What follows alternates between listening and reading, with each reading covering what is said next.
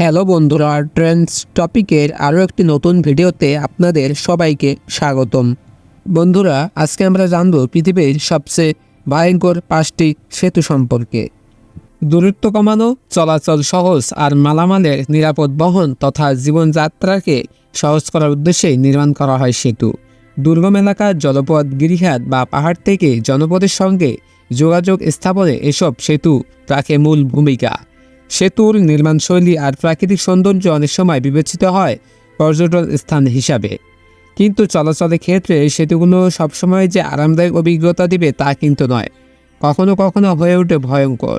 বিশ্বের নয়নভিরাম অথচ ভয়ঙ্কর এমন কয়েকটি সেতু সম্পর্কে আজকে আপনাদের জানাবো। ভয়ঙ্কর 5টি সেতুর মধ্যে প্রথম স্থানে রয়েছে নরওয়ের রোলার কোস্টার। বৃষ্টি দেখতে সাধারণ কোনো সেতুর মতো নয়। নরওয়ের এই বৃষ্টি দেখলে আপনার মনে হবে একটি দীর্ঘ রোলার কোস্টার। মূল ভূখণ্ড রমসদাল উপদ্বীপ থেকে রাস্তার সংযোগ ঘটিয়েছে বৃষ্টি। কাউন্টির এভারোয়ায় দ্বীপে অবস্থিত তীক্ষ্ণ বাঁকানো খাড়া এই রোলার কোস্টারটি। সেতুর মাঝখানে দাঁড়ালে মনে হবে দুই পাশে শেষাংশ ভয়ঙ্করভাবে জলের মধ্যে অদৃশ্য হয়ে গেছে। 260 মিটার দীর্ঘ সেতুটি 6 বছর ধরে এই অঞ্চলের গরিব পরিবেশের সঙ্গে লড়াই করে এর নির্মাণ কাজ সম্পন্ন হয়। সর্বসাধারণের জন্য এটি খুলে দেওয়া হয় 1989 সালের 7 জুলাই। 1,22,00,000 নরওয়েজিয়ান ক্রোন ব্যয় করা হয়েছিল সেতুটি সম্পন্ন করার জন্য। নাম্বার 2, আয়ারল্যান্ডের কেরিক রেড সেতু। স্থানীয়ভাবে ব্রিজটিকে কেরিক রেড বলা হয়। বিখ্যাত এই ব্রিজ অবস্থিত উত্তর আয়ারল্যান্ডের কাউন্টি এন্টিরমের বেলিংটনের কাছে। 1775 সালে ব্রিজটি তৈরি করা হয় দড়ি দিয়ে। ক্যারিক রেডের ছোট্ট দ্বীপটিকে উত্তর আয়ারল্যান্ডের মূল ভূখণ্ডের সঙ্গে যুক্ত করেছে এই সেতুটি। 66 ফুট দৈর্ঘ্যের এই ব্রিজের উচ্চতা 100 ফুট। ভূস্বর্গিক দৃশ্য, শিলা, সমুদ্র সৈকত এবং পানির উপরে অবস্থিত ব্রিজ দেখার জন্য পর্যটকরা প্রচণ্ড আকর্ষণ অনুভব করেন। পর্যটকদের যথেষ্ট সাহসিকতার পরিচয় দিতে হয় এত উঁচুতে সরু ব্রিজের উপর দিয়ে হাঁটতে ও শূন্যতা সামলাতে। এই কারণে এই সেতুকে ভয়ঙ্কর সেতু বলা হয়। সেতুর মাঝ বরাবর গিয়ে কেউ যদি প্রবলভাবে ভীতি অনুভব করেন তখন তাকে নিজের সাহসিকতার জোরে আবার ফিরে আসতে হয়। বর্তমানে এটি পরিচালিত জাতীয় ট্রাস্টের মালিকানাধীন। প্রথমে এটি নিজেদের ব্যবহারের জন্য দ্বীপে বাসকারী জেলেরা তৈরি করেছিলেন, কিন্তু বর্তমানে পর্যটক আকর্ষণ এর মূল উদ্দেশ্য। নাম্বার 3, যুক্তরাষ্ট্রের সানশাইন ব্রিজ। আত্মহত্যার জন্য আলোচনায় থাকে যুক্তরাষ্ট্রের ফ্লোরিডা অঙ্গরাজ্যের সানশাইন ব্রিজটি। জনসাধারণের জন্য উন্মুক্ত হয় 1987 সালে।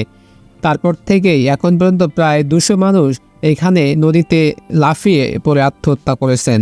6.7 কিলোমিটার দৈর্ঘ্য, 94 ফুট প্রশস্ত ব্রিজটির উচ্চতা 430 ফুট।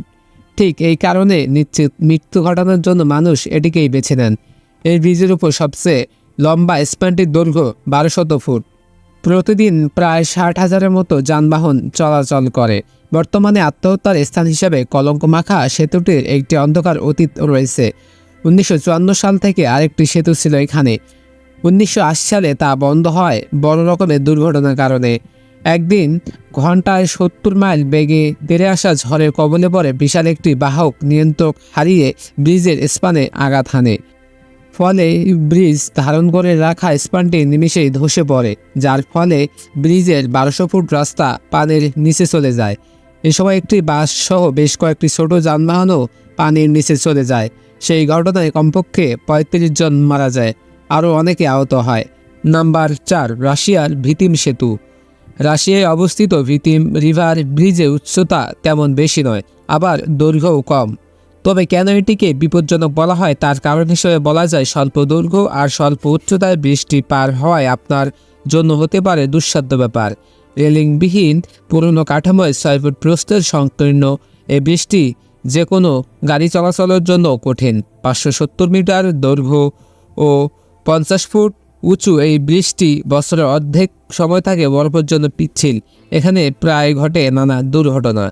নদীর এপার ওপারে মালামাল পরিবহনের জন্য প্রথম দিকে নৌকা ব্যবহার করা হতো, কিন্তু বরফের জন্য মালামাল পরিবহনে ব্যাঘাত ঘটে। আবার বরফ না থাকলেও নদীর প্রাণীর স্রোত থাকে প্রচণ্ড গতি, এতে নৌকাগুলো ভেঙে যেত বেশিরভাগ সময়। তাই ব্রিজের উপর দিয়ে ছোট রেলগাড়িতে করে পণ্য আনা নেয়ার কাজ করা হতো।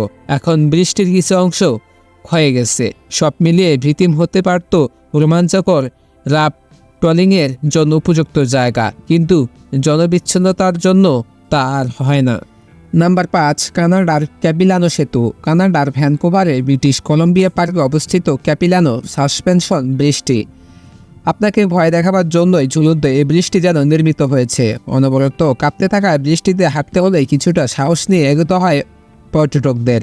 সুন্দর ব্রিটিশ কলম্বিয়ার দ্রুতগতির ক্যাপিলানো নদীর উপরে 1889 সাল থেকে 200 ফুট উচ্চতায় পাথুরে পাহাড়ে মাঝখানে সাসপেনশন ব্রিজটি চালু রয়েছে। প্রথমে এটি নির্মাণ করা হয় এটি রশি এবং সিবার ফলক ব্যবহার করে। তবে অল্প দিনের মধ্যেই ক্যাপিলানো সেতুটি দুর্ঘটনার মধ্যে সমালোচিত হতে থাকে। বৃষ্টির নিচে আছে বিস্তীর্ণ গিরিখাত। প্রতি বছর এটি পুনর্গঠন করা হয় বিপদ এড়ানোর জন্য। নিরাপত্তা বাড়াতে এখানে দড়ির বদলে এখন ব্যবহার করা হয় কেবল তার।